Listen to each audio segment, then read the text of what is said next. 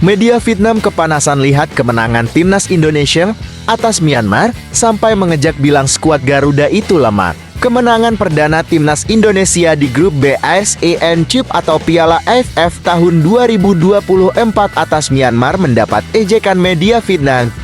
Skuad Garuda baru saja meraih kemenangan pada matchday pertama melawan tuan rumah Myanmar pada Senin 9 Desember 2024. Tim asuhan Shin Tae-yong berhasil memetik 3 poin pada laga yang digelar di Stadion Tewam, Yangon.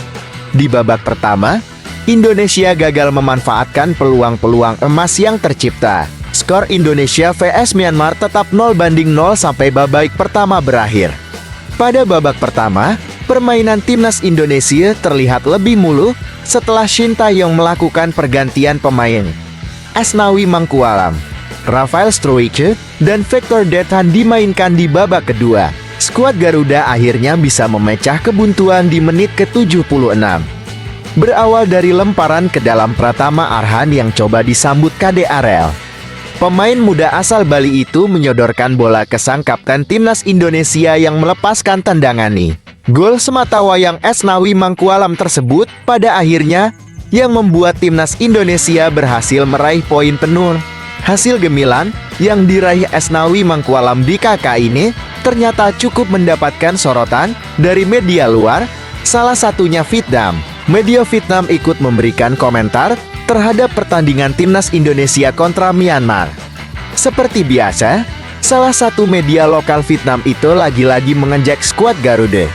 Meski Indonesia berhasil unggul 1-0, media Vietnam justru memberikan pujian kepada tuan rumah Myanmar. Menurut mereka, Myanmar bermain lebih efektif ketimbang timnas Indonesia, terutama dengan serangan-serangan balik di babak pertama. Bukan Indonesia melainkan Myanmar yang bermain lebih efektif dengan menciptakan tembakan lebih dahsyat ke arah gawang lawan sepanjang babak pertama, tulis media Vietnam Sohan Vie. Myanmar tampil lebih berbahaya dengan strategi serangan balik defensifnya.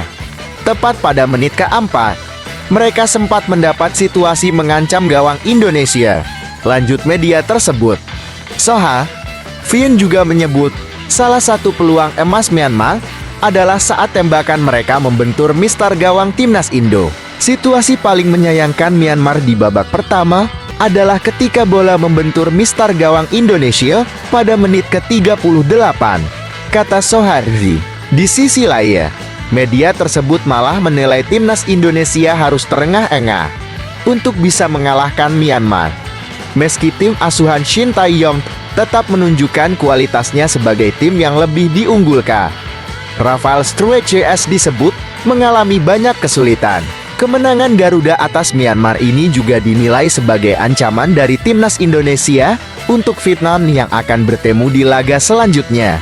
Sempat rengah-engah, Indonesia mengirimkan surat perang ampun kepada tim Vietnam sebelum pertandingan.